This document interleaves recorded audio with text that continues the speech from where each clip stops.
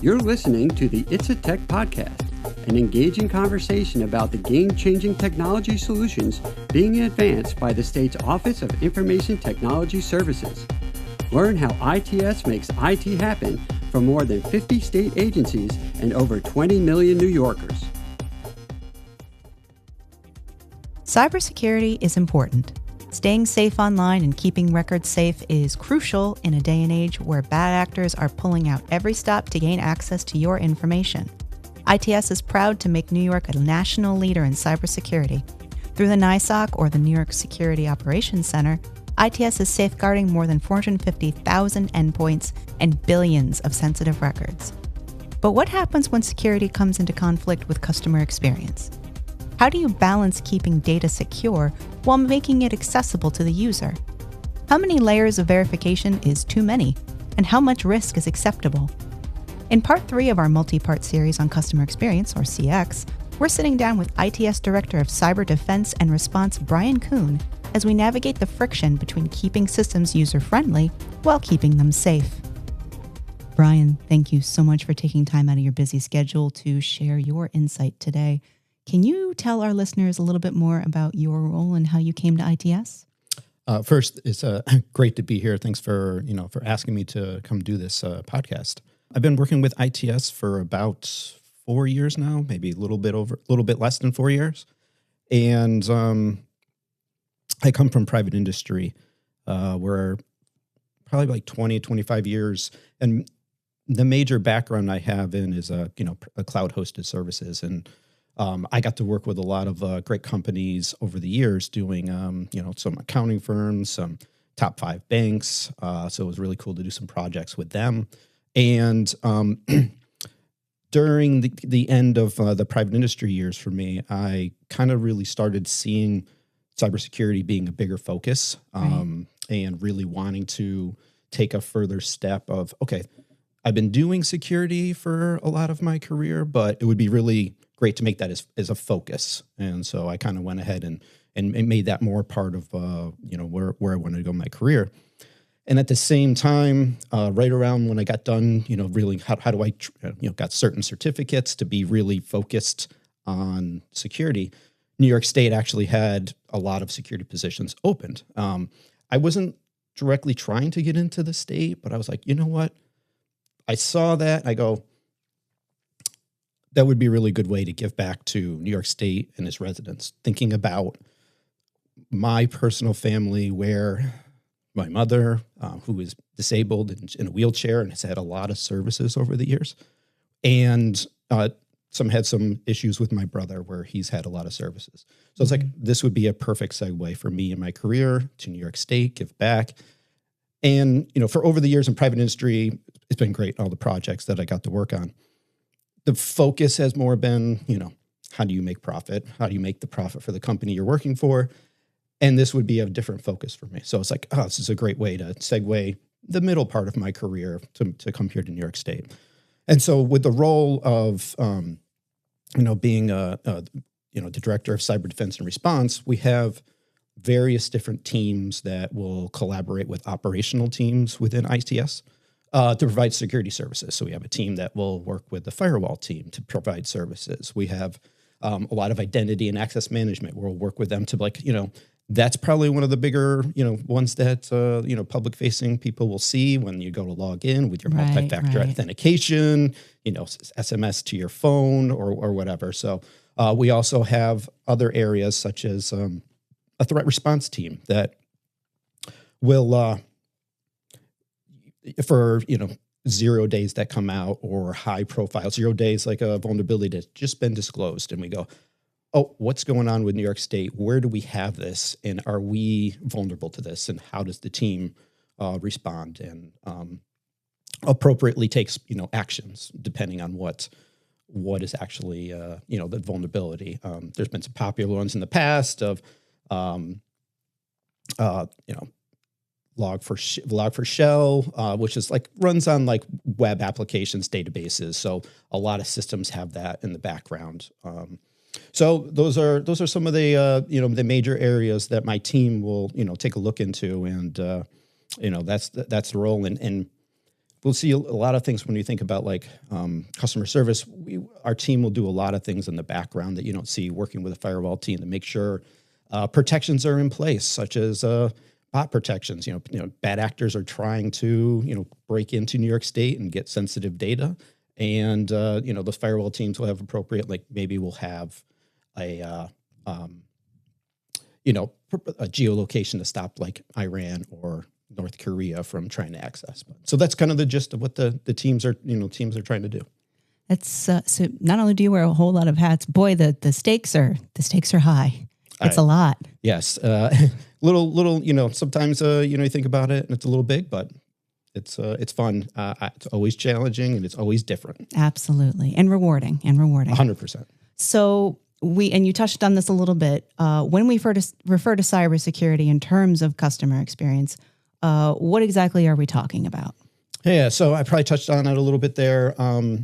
First I think about cybersecurity as the layers between the public accessing services and data that they need access to, and how do we safeguard that from bad actors? Bad actors are trying at the same time reach those same, get access to that.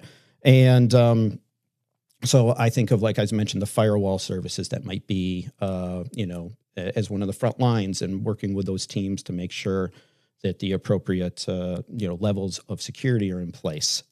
When the bad actors are also trying to get a foothold into, and so we look at that and say, what's the appropriate level of security that we need to put in place for this service? And that's very important when we think about it.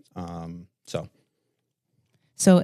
when, in terms of like me as a user, like when you say, what are the systems that we put in place to secure that? What does that look like for me? So it would look like, one of the popular ones is probably like ny.gov. You come into your ny.gov account, you might see, we put certain levels of like, okay, we want to make sure that your account and whatever data you're accessing has the appropriate level of security control. So, we might have MFA, multi-factor authentication. So on your phone, we have multiple different types of options for MFA with ny.gov, and it could be an SMS or it could be one of our applications that you would load on your cell phone. And so depending on, what you're accessing, you might go to a certain app that is behind, because ny.gov has lots of applications, and depending on what entitlements you have, right, which means what apps you're subscribed to. But if you were going to go log into your tax application, maybe you would be, we'd have to say, okay, we want a code sent to your phone that you would have to then approve to get in. Adds friction, so it's always a balance that we're trying to strike between accessing data and making it a good customer experience. But at the same time, when we know what, kind of understand what data you're accessing and how we make sure to step up on those type of, activities that you might be performing. Exactly. So, and you touched on this a little bit in terms of the balance.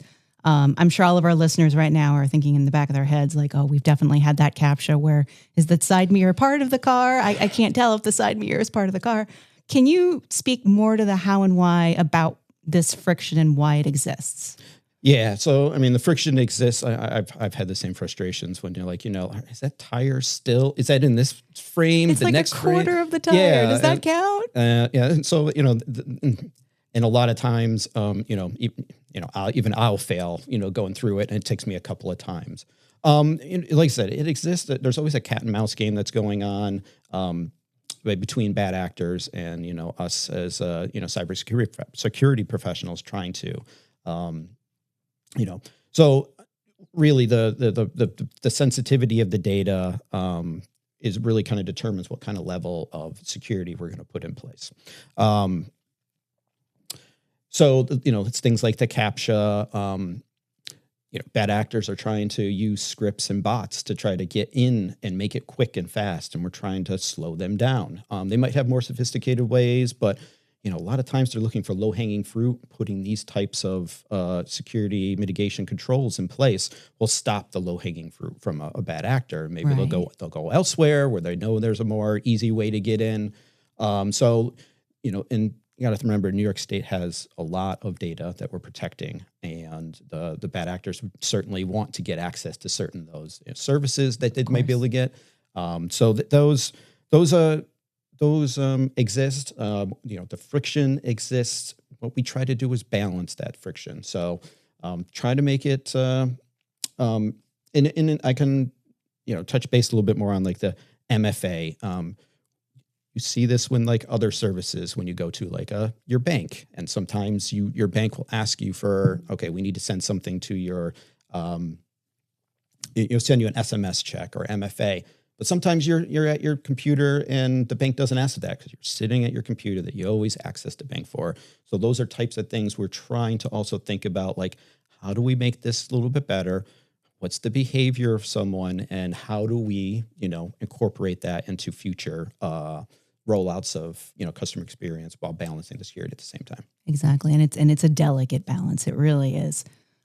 So you mentioned this a couple times, this issue isn't just, it's not just to annoy the end user. That's not the point. It's obviously, these systems can be exploited by bad actors. Can you talk more about how cyber criminals can exploit this conflict, this friction between cybersecurity and user experience? Yeah. So, I think where I come from is, and I work with a collaboration with a lot of agencies, is we try to classify what kind of data is on the application. We have what is called the identity assurance level, and that determines the rating on how sensitive the data is and what levels we need to put in place. You might go to, create an ny.gov account, and it might ask for extra information. You might get asked for your driver's license or a selfie, and, depending on the application, because that data is really, I think the public needs to remember that at the same time, this friction that we're putting into place is there because the data and the responsibility we have for their data. And right. I think that, sometimes like it's New York State data or what would be the term, but I think of it as their data that we're protecting for them. So we have a big responsibility at the same time to make sure their data is protected. Right. And so as the bad actors, when they come in, if they're able to get access to your account and have appropriate, security in place, they could take over your account. They could, go get services, or, think of it as, I think back to when I had my identity stolen several years ago. God, that's my biggest fear. So Apple sent me a thing where I owed them money for multiple iPhones, and it ended up being, when I filed a police report, ended up being from someone got iPhones delivered. They transferred, so like my house number, they transposed it. So instead of like my old one was a 24 and it went to 42. So they must have been waiting at that, mailbox. And so It was just enough. They had just enough right information to do something like that. Right. And therefore, so let's think of the same way in New York, where those bad actors are trying to do those same exact things to grab, maybe it's one check from some kind of service before we catch on, but those are that's really what the bad actors are trying to do. And exactly. And having someone who's had it happen and know the trouble that I've had to go through in order to clear my name, I take that very big responsibility to try to do the same thing to protect New York State residents from having that happen to them that we're entrusted. Exactly. And, as you mentioned, the low-hanging fruit, it's we don't want to make these systems too easy for users to use, because then the bad actors can use them just as easily. That is correct. And the bad actors are very sophisticated, and they're going to know when these systems are, we see this is very easy to get into, and they're going to get their quick wins. And, as soon as we, they're very fast, and they'll know it. And so we might have this lag before we notice what's going on. We really try to stay on top of it, but bad actors are quick and fast, and they're going to get their money when they can get it. Yep. Scary. Mm-hmm. So the 28th annual New York State Cybersecurity Conference was held here in Albany earlier this month. It was hosted by ITS along with the University of Albany School of Business and the New York State Forum. Were there any relevant conversations or presentations that touched on this issue? So I thought there was a lot of good ones I went to, and it was an excellent conference. Yes, and the big one that stood out to me was our Day 2 keynote speaker. It was Kristen DeCerbo. She works for Khan Academy, which provides high school students with online learning. and their use and I would say their embrace of AI. AI is, obviously a big craze these days, and for rightfully so. There's a lot of great applications or great uses for AI. And I saw the interaction on how she showed how AI being embraced with, to allow to help with feedback and learning and finding where students are falling short in retuning their curriculum to make help the students better. And I was thinking about how New York State, and how its residents interact with the state. We're always thinking about how are ways to improve customer service, and the use of AI is certainly something on our minds. And but we have to think about at the same time, how do we guardrail that appropriately? How do we, because AI, I think we've all done the chatbot AI where we've gone to a website and typed in, I need help with this, or I need help with that. We need to make sure that the AI can't then, bad actors are going to try to exploit that. What are they going to say? So both put proper guardrails on there to prevent the AI from reaching certain applications and data that it shouldn't, but also just, in ways that it can help. All right, you're having problems logging in with your MFA, your multi-factor authentication. Do you have a backup one? Maybe next time you might want to get a backup one set up, which we have available so that you have options there. So I saw that and just thinking about ways. And so that was a week ago. So haven't quite formulated all my thoughts, but it's something I'm thinking about. And I can see that being something that can help with that friction that we have for users in the future. So that's something that I definitely am thinking about here going forward. Absolutely. And the balancing act continues. What is something useful our listeners can take away from this discussion, if only to give their frustrations a little context? Yeah, I would say one that we are very conscious about the frustrations that users have. We pay very close attention to, we run data analysis and understanding where our public-facing users are having issues accessing services and accessing systems. And we're always trying to improve that process. We're also thinking about new technologies that are out there and how we can implement those that are both secure and maybe a little faster. Many users maybe have come across where other where you go to a bank or you go to Lowe's or Amazon where they ask you to set up a passkey, and this is a quick you basically can confirm the device I'm logging into is my device. In the future, remember this and help my login a little faster. It does a lot of stuff in the background by storing certain kinds of files to help with that process. We are looking at those kind of technologies in the future. So while you might be frustrated today, but we also have to think about how do we, continue to make our public-facing services even more accessible. You've got to think about someone that's helping their grandmother jump on and get, renew their license in a way that they haven't done before, or, accessibility, or, think about, we support a lot of languages. So language translation services. We're continuing to think about this holistically in a way that we can still make the service a little bit better. We can't always eliminate security. The only way to really eliminate security is just turn everything off. And then we're from a security standpoint, that's great. Lockdown. But no one would love that, right? So we're always continuing to go there, but know that we also experience those same frustrations, and we're continuing to try to improve that. So that's one thing I can try to tell the listeners is bear with us. We're trying our best to try to make this a smooth operation as best we can. Absolutely. Smooth and safe. That's the goal. 100%. Amen. Well, Brian, I am very sorry to say that we're almost out of time for this episode. But before you go, you get to answer the fun question that I ask all of our guests. What is something you are looking forward to this year? It can be work-related. It does not have to be work-related. You tell me. Yeah. So I've listened to other podcasts and I've heard some people talk about, they play, the cello, and that's like, some really great stories. That was a good answer. Yeah. And I really want to learn how to play a violin in the future. So it's like kind of sparked me, like, I should take some time to follow this goal of mine.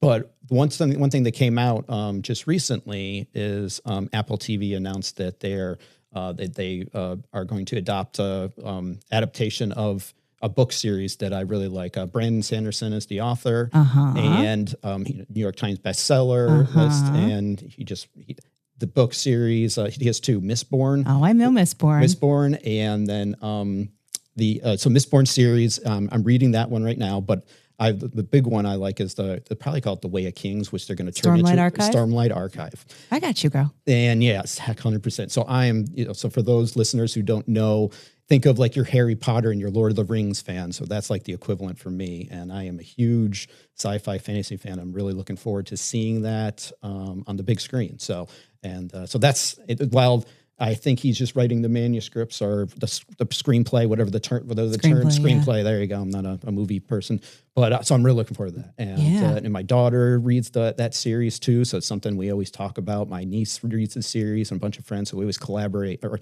we always discuss like after like, all right, no spoilers until we finish reading the books. And then, so I just finished reading the 5th book a couple of weeks ago. So it's been, nice. So I'm up to speed, and I'm really looking forward to that coming out. Oh, readers, these are not small books, by the way. These are large, thick boys. Yeah, my wife will look at me and like, how is that fun for you reading? These look like, encyclopedias, but I love Brandon it. Sanderson, he's a very good writer. Yeah, he is. He's fantastic. Well, Brian, thank you again for sharing your thoughts about cybersecurity and for sharing your expertise. And listeners, I hope you'll all think about what you learned today the next time you get frustrated with a CAPTCHA. Thank you, Brian, again. Thank you. Thank you for listening to It's a Tech Podcast.